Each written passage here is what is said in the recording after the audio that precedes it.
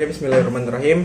Assalamualaikum warahmatullahi wabarakatuh. Perkenalkan, nama saya Muhammad Saleh Zakil Syam. Saya adalah ketua dari kelompok 1. Pada kesempatan kali ini, saya dan kelompok saya akan menjelaskan tentang konsep interface dan abstrak kelas. Oke, langsung saja ke materi yang pertama. Untuk yang pertama, saya akan menjelaskan tentang konsep interface. Oke, langsung saja. Pengertian interface dalam konsep PBO adalah sebuah modul yang berisi kumpulan deskripsi metode-metode. Dalam hal ini, metode-metode tersebut bersifat abstrak atau tidak memiliki body.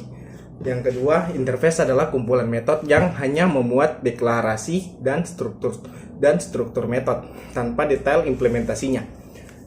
Yang ketiga, variabel dalam interface secara otomatis adalah publik, statik, dan final. Oke, untuk yang selanjutnya akan dijelaskan oleh teman saya. Perkenalkan, nama saya Dewi Indriani S. NIM 202155 2020 75. Di sini saya akan menjelaskan tentang mengimplementasikan interface. Yang pertama, bila sebuah kelas mengimplementasikan interface, maka semua konstanta dan metode interface akan dimiliki oleh kelas ini. Dan yang kedua, metode pada interface harus diimplementasikan pada kelas yang mengimplementasikan interface ini. Dan yang ketiga, bila kelas yang mengimplementasikan interface tidak mengimplementasikan semua metode dalam interface, maka kelas tersebut harus dideklarasikan secara abstrak. Nah, seperti yang bisa kita lihat pada PPT di atas, itu ada contoh interface-nya. Ada public interface relation, juga public boolean isGreater, public boolean iList, dan juga public boolean iSQL. Selanjutnya saya akan menjelaskan tentang karakteristik interface. Secara struktur, bentuk interface mirip dengan kelas, yaitu memiliki atribut dan metode. Namun perbedaannya adalah bahwa atribut yang ada di interface haruslah dalam bentuk deklarasi atribut saja. Public interface, my interface buka kurung, garis miring 2 konstanta, public in my count sama dengan 3, garis miring 2, method abstrak, public void my method 1, public void my method 2, tutup kurung.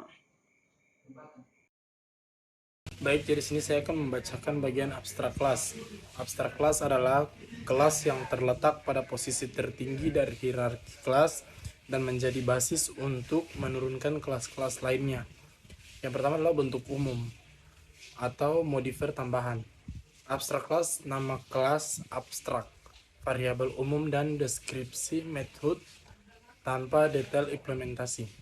Catatannya, abstrak kelas tidak dapat diinstansikan secara langsung menjadi objek, hanya bisa dengan proses pewarisan. Yang kedua, kelas turunan atau anak sub atau subkelas harus mendefinisikan detail implementasikan dari metode abstrak kelas. Perkenalkan, nama saya Nabila Ashari Amsari. Di sini saya akan menjelaskan kegunaan abstrak kelas. Yang pertama, kelas abstrak berisi beberapa metode dan beberapa metode abstrak. Kelas abstrak berisi sebagai implementasi dan subkelas yang berisi yang melengkapi implementasinya.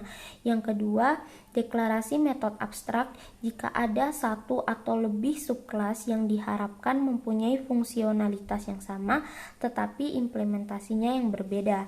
Ketiga, gunakan kelas abstrak untuk mendefinisikan bahwa behavior secara umum sebagai superkelas, sedangkan subkelas menyediakan implementasi secara detail.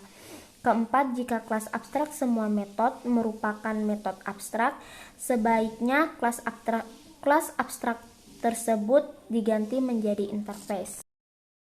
Saya akan melanjutkan presentasi dari teman saya sebelumnya. Contoh abstrak kelas. Abstrak kelas database. Abstrak string get database name. Abstrak string get table name. Mohon maaf jika ada salah kata. Terima kasih.